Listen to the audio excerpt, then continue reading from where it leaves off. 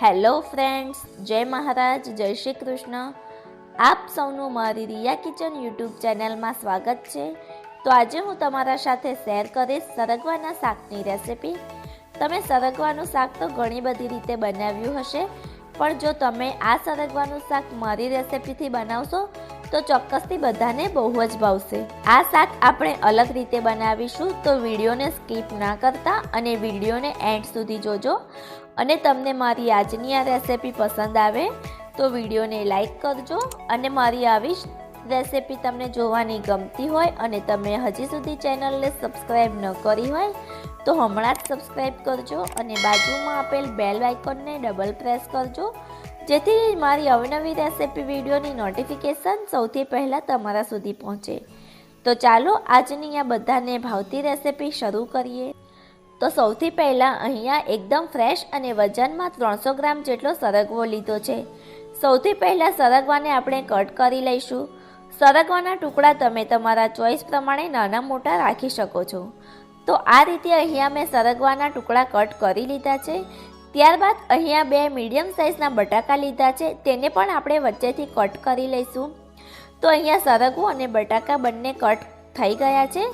ત્યારબાદ તેને આપણે પ્રેશર કુકરમાં ઉમેરી દઈશું અને 1 ગ્લાસ પાણી ઉમેરીશું. પાણી ઓછું રાખવું જેથી સરગવો એકદમ વધારે ન બફાઈ જાય એટલા માટે.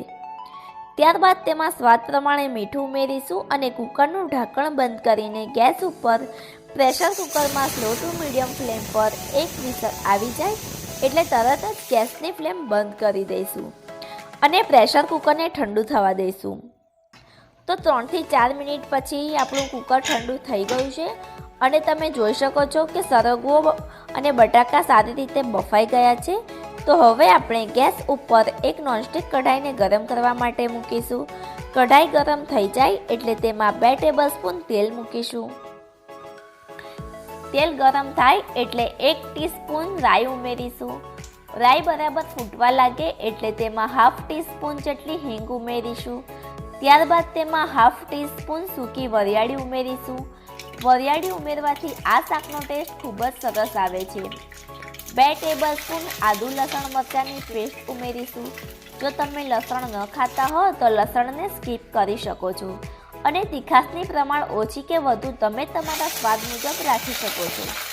અહીંયા બધા જ મસાલા સારી રીતે સકળાઈ ગયા છે. તો અહીંયા આપણે 2 ચમચી ચણાનો લોટ ઉમેરીશું અને તેને સારી રીતે મિક્સ કરી ચણાના લોટને સારી રીતે શેકી લઈશું. તો અહીંયા 2 નંગ ટામેટા લીધા હતા, તેની પ્યુરી એડ કરી છે, બટ ટેકનિકલ ઇસ્યુના કારણે આ પાર્ટ મિસિંગ થઈ ગયો છે, તો તે બદલ હું માફી ચાહું છું. તો પ્યુરીને બરાબર 2-3 મિનિટ સુધી સાંતળી લઈશું. તો તમે જોઈ શકો છો કે સાઈડમાંથી તેલ સારી રીતે છૂટું પડવા લાગ્યું છે. ત્યારબાદ તેમાં મસાલા ઉમેરીશું. તો 1 ટીસ્પૂન હળદર, 2 ટીસ્પૂન ધાણા જીરું પાવડર, 2 ટીસ્પૂન લાલ મરચું પાવડર. આગળ કીધું તે પ્રમાણે તીખાશની પ્રમાણ તમે તમારા સ્વાદ મુજબ ઓછી કે વધુ રાખી શકો છો. 1 ટીસ્પૂન ગરમ મસાલો અને આ શાકને થોડો ગળચટ્ટો બનાવવા 2 ટેબલસ્પૂન ખાંડ ઉમેરીશું અને તેને સારી રીતે મિક્સ કરી લઈશું અને થોડું થોડું પાણી ઉમેરતા જઈશું. તો લગભગ અડધો કપ જેટલું પાણીની જરૂર પડી છે. તો તમારે ગ્રેવીની થિકનેસ વધુ કે પતલી રાખવી હોય તે પ્રમાણે પાણી ઉમેરવું. તો અહીંયા તમે ગ્રેવીની થિકનેસ જોઈ શકો છો કે આ રીતની છે. તો આગળ તમે જોયું કે બાફવામાં મીઠું હોવાથી આપણે પહેલાં મીઠું નથી ઉમેર્યું. તો સ્વાદ પ્રમાણે તેમાં મીઠું ઉમેરીશું અને તેને બરાબર મિક્સ કરી લઈશું. ત્યારબાદ તેમાં બાફેલા બટાકા ઉમેરીશું. બટાકા ઉમેરવાથી શાકનો ટેસ્ટ ખાવામાં ખૂબ જ સરસ આવે છે. તો અહીંયા બટાકાને સારી રીતે મિક્સ કરી લઈશું. ત્યારબાદ તેમાં બાફેલો સરગવો ઉમેરી દઈશું અને તેને મિક્સ કરી લઈશું. સરગવો ઉમેર્યા પછી અહીંયા પાણીની જરૂર લાગે એટલે આપણે બાફેલા સરગવાનું પાણી રાખ્યું હતું તે ઉમેરીશું અને તેને સારી રીતે મિક્સ કરી લઈશું. તો હવે લાસ્ટમાં અહીંયા 1 ટીસ્પૂન કસ્તુરી મેથી ઉમેરીશું. કસ્તુરી મેથી ઉમેરવાથી શાકનો ટેસ્ટ એકદમ પંજાબી સ્ટાઇલ આવે છે. તો મેથીને આ રીતે હાથની મદદથી મસળી લઈશું અને 2 ટેબલસ્પૂન જેટલા ધાણા ઉમેરી તેને સારી રીતે મિક્સ કરી લઈશું અને 2 મિનિટ ઢાંકણ ઢાંકીને સ્લો ટુ મીડિયમ ગેસ પર રાખીશું, જેથી બધા જ મસાલાનો સ્વાદ સારી રીતે શાકમાં ભળી જાય અને આ શાક ખાવામાં ખૂબ જ ટેસ્ટી અને એકદમ સરસ લાગે છે.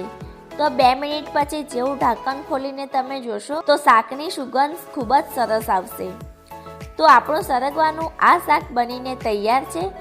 આ શાક તમે એકવાર બનાવશો અને ઘરના બધાને સર્વ કરશો તો આની સાથે તમારી રોટલી પણ ઓછી પડી જશે. તો તેવું આ પંજાબી સ્ટાઇલ સરગવાનું શાક બધાને બહુ જ ભાવશે. તો સર્વિંગ બાઉલમાં આ ગરમા ગરમ શાકને સર્વ કરીશું અને રોટલી સાથે આ શાક ખાવાની ખૂબ જ મજા આવે છે અને ટેસ્ટ પણ ખૂબ જ સારો આવે છે. તો એકવાર તમે પણ આ શાક જરૂરથી ટ્રાય કરજો. આ માપથી તમે બનાવશો તો 4 વ્યક્તિને સર્વ કરી શકશો. તો છે ને એકદમ પંજાબી સ્ટાઇલ આપણું સરગવાનું શાક કે જોઈને જ સૌ કોઈને ખાવાનું મન થઈ જાય. તો આ સરળ રેસિપી તમે એકવાર ચોક્કસથી ટ્રાય કરજો અને તમને મારી આજની આ રેસિપી ગમી હોય તો વિડીયોને લાઈક કરજો અને ફ્રેન્ડ્સ ફેમિલીમાં શેર કરજો અને મારી યુટ્યુબ ચેનલને સબસ્ક્રાઈબ કરવાનું બિલકુલ પણ ના ભૂલશો. જય મહારાજ. Thanks for watching.